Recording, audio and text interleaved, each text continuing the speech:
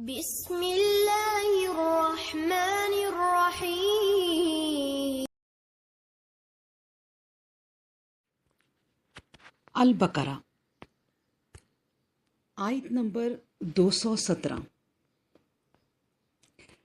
اللہ کے فضل و کرم سے تلاوت کرتی ہوں۔ اعوذ باللہ من الشیطان الرجیم، بسم اللہ الرحمن الرحیم۔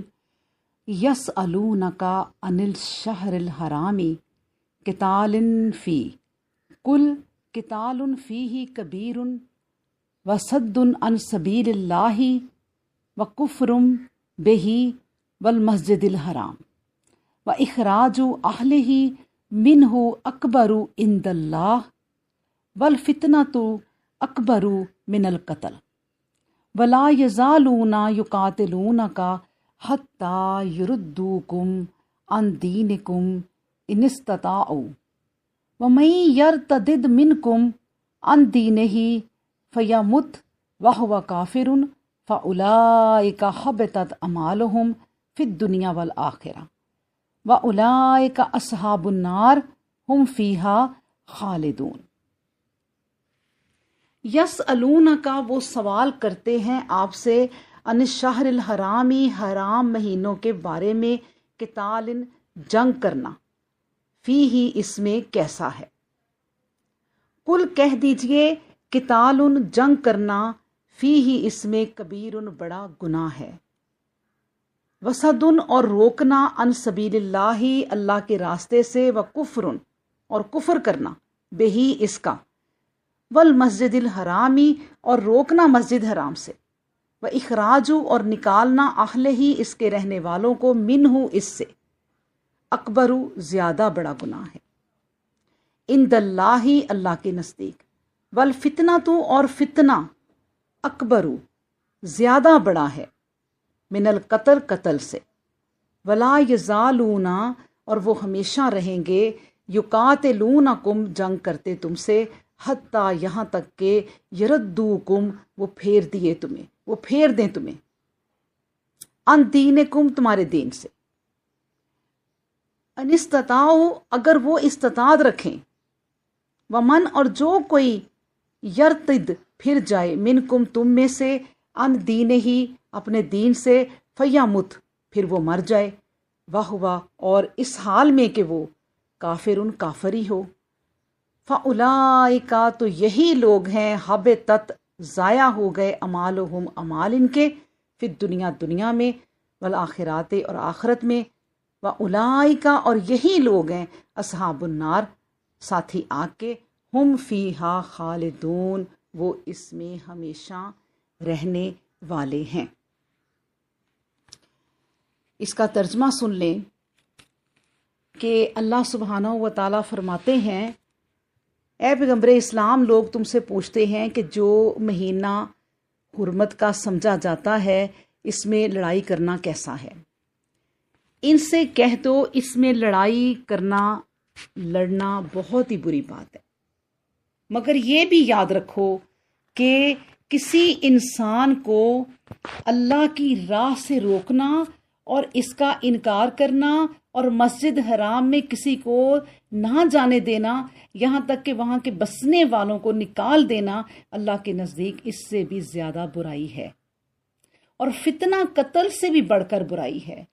یاد رکھو یہ لوگ تم سے برابر لڑتے ہی رہیں گے، یہاں تک کہ اگر بن پڑے تو تمہیں تمہارے دین سے برگشتہ یعنی پھیر دیں، اور پھر تم میں سے جو شخص اپنے دین سے برگشتہ ہو جائے، اپنے دین سے پھر جائے، اور اسی حالت میں، اسی برگشتگی میں دنیا سے رخصت ہو جائے، تو اس کا شمار ان لوگوں میں ہوگا جن کے تمام اعمال دنیا اور آخرت میں اکارت گئے، اور ایسے ہی لوگ ہیں جن کا گروہ دوست کی گروہ ہے، ہمیشہ عذاب میں رہنے والا۔ اللہ اکبر۔ اللہ تعالیٰ آیت کو سمجھنے کی توفیق دے۔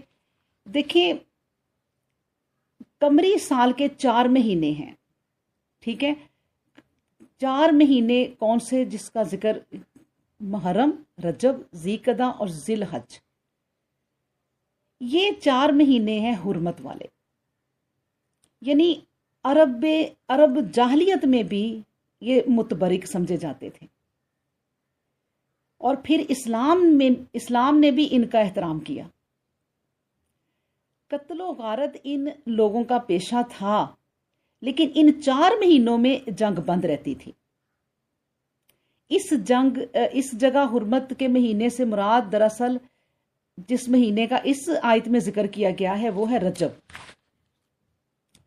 یہ میں آپ کو تھوڑا سا بتاتی ہوں کہ یہ آیت جو ہے وہ کیوں نازل ہوئی۔ ہوا یہ کہ 2 ہجری میں ایک بار سفر میں بعض صحابہ کا مقابلہ مشرکین سے ہو گیا، اور ایک مشرک مقاتلہ میں جان سے مارا گیا۔ اچھا، واقعہ کی تاریخ صحابہ کے خیال میں 30 جمادی الثانی تھی، لیکن بعد کو علم ہوا کہ چاند 29 کا ہو گیا تھا، جیسا کہ اکثر قمری مہینوں میں آج بھی ہو جاتا ہے، اور وہ تاریخ 1 رجب کی تھی۔ وہ سمجھے کہ 30 جمادی الثانی ہے۔ مشرکین مکہ نے اس غلطی کو رائی کا پہاڑ بنا لیا اور تانو اعراض کرنا شروع کر دیا کہ مسلمانوں کو اب محترم مہینوں کی حرمت کا بھی لحاظ نہیں ہے۔ اچھا، پھر قریشیوں نے تانا دینا شروع کیا کہ محمد صلی اللہ علیہ وآلہ وسلم اور آپ کے صحابہ رضی اللہ عنہم حرمت والے مہینوں میں بھی جدال و قتال سے باز نہیں رہتے۔ اللہ اکبر۔ تو اس طرح اللہ تعالیٰ نے پھر یہ آیت جو ہے وہ نازل کی، قدرت نے جو ہے اس کے برعکس کر دیا، اور نتیجہ تمام تر مشرکین کے خلاف رہا، اور ان کے اس اعتراض کے جواب میں یہ آیت نازل ہوئی کہ اگر بالفرض جنگ حرمت والے مہینے میں ہوئی بھی تو اس سے بدترین تمہاری سیاہ کاریاں موجود ہیں۔ تمہارا یہ فتنہ کہ تم اللہ کے دین سے مسلمانوں کو مرتد کرنے کی اپنی تمام تر امکانی کوششیں کر رہے ہو، یہ اس قتل سے بڑھ کر ہے، اور تم تو اپنے ان کاموں سے نہ رکتے ہو، نہ توبہ کرتے ہو، اور نہ اس پر نادم ہوتے ہو۔ تو یہ اللہ سبحانہ و تعالیٰ نے آیت اتار کر اس کا جواب دیا جو مسلمانوں سے غلطی سے قتل ہو گیا تھا۔ کیونکہ اللہ سبحانہ و تعالیٰ فرماتے ہیں کہ تعجب ہے کہ اسلام قبول کرنے والوں کی راہ میں طرح طرح کی رکاوٹیں ڈالنا، ان پر ظلم و ستم توڑنا، اللہ سے کفر اختیار کرنا، اللہ کے دین و شریعت کو قبول نہ کرنا، اور اللہ کا شریک دوسروں کو ٹھہرانے کا عین کفر ہونا ظاہر ہے، اور اس طرح رسول اللہ صلی اللہ علیہ وآلہ وسلم اور دوسرے مومنین کو ہر طرح سے تنگ اور پریشان کر کے مسجد حرام سے نکال دینا اور وہاں ان کا داخلہ بند کر دینا، یعنی جو صحیح معنوں میں مسجد حرام کے اہل ہیں اور اس کے حقوق کو ادا کرنے والے ہیں، وہ انہی کو روک دینا، ان کے نزدیک کوئی برائی نہیں ہے۔ اللہ اکبر۔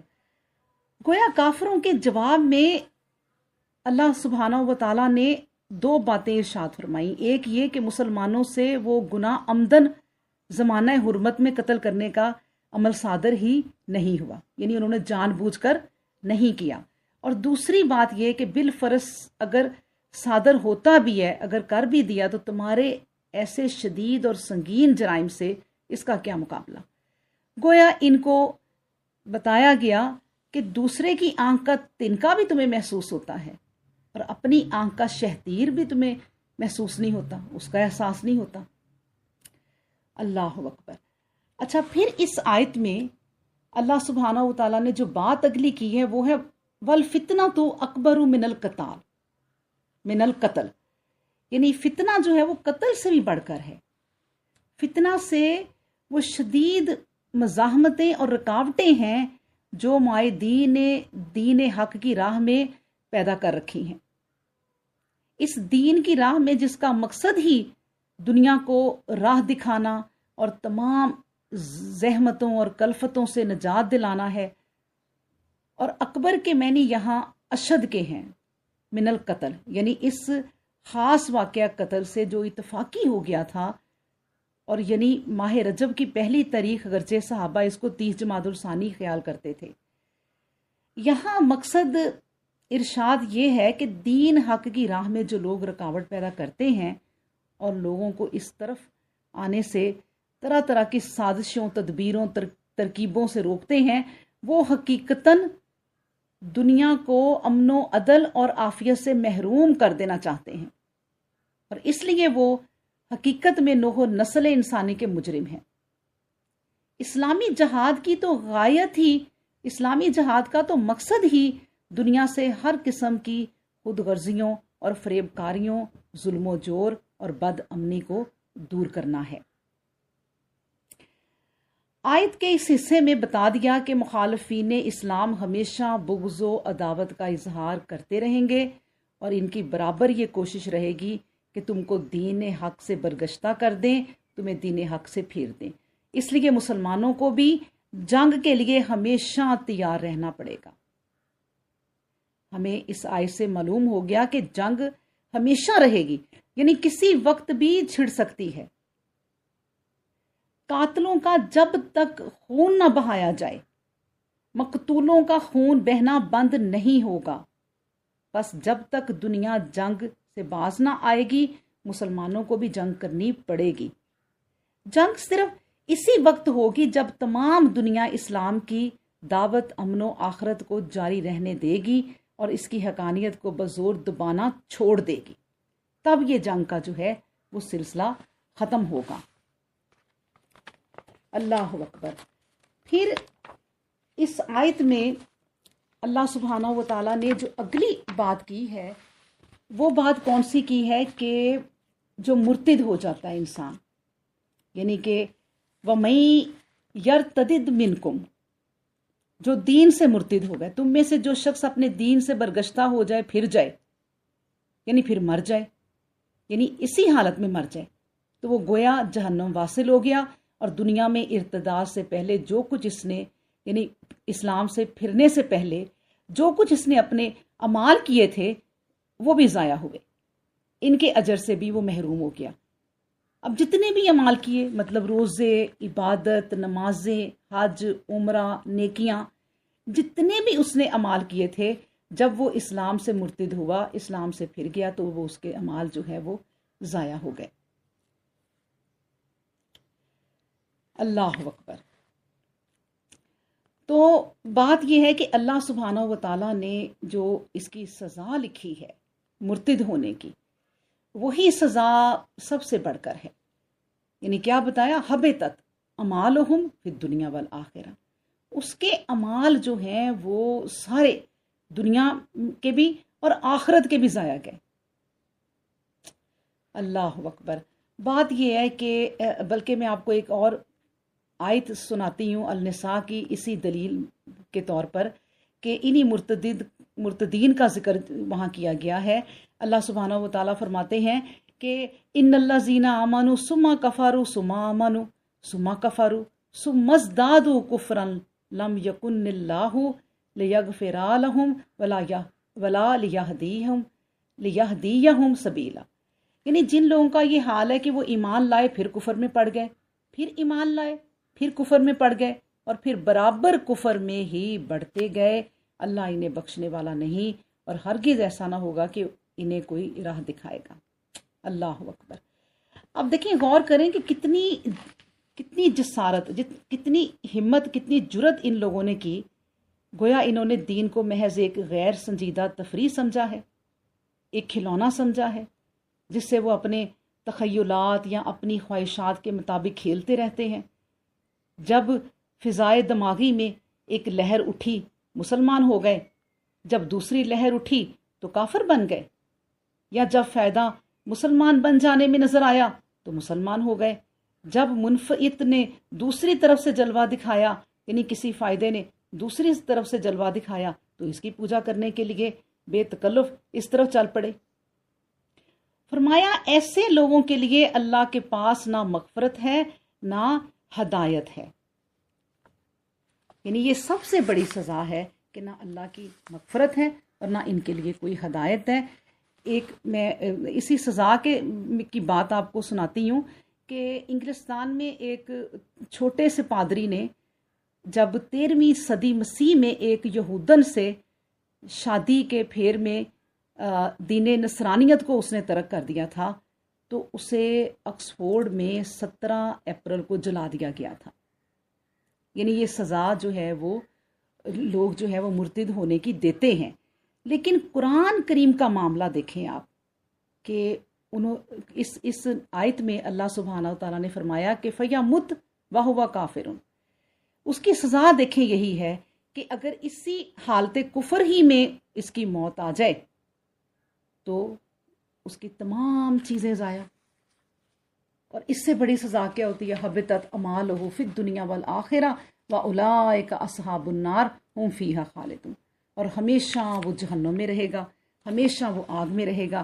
اس سے بڑی سزا کیا ہو سکتی ہے؟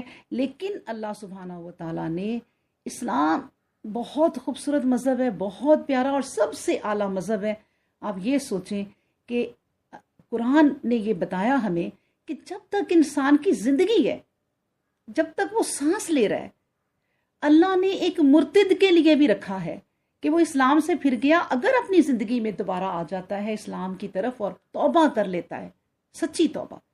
کیونکہ نبی کریم صلی اللہ علیہ وسلم نے آخر وہ حدیث ہے کہ انسان کے زمین سے آسمان تک گناہ ہو جائیں تو وہ معاف کر دیتا ہے. تو وہ گناہ آخر کون سے ہیں؟ یہ بڑے بڑے چھوٹے چھوٹے سب گناہ. تو زندگی میں اگر وہ معافی مانگ لیتا ہے تو اسلام ایک اتنا پیارا مذہب ہے کہ ایسے انسان کو بھی اللہ معاف فرما دیتا ہے. اللہ اکبر. اللہ تعالی ہمیں آیت کو سمجھنے اور اس پر عمل کرنے کی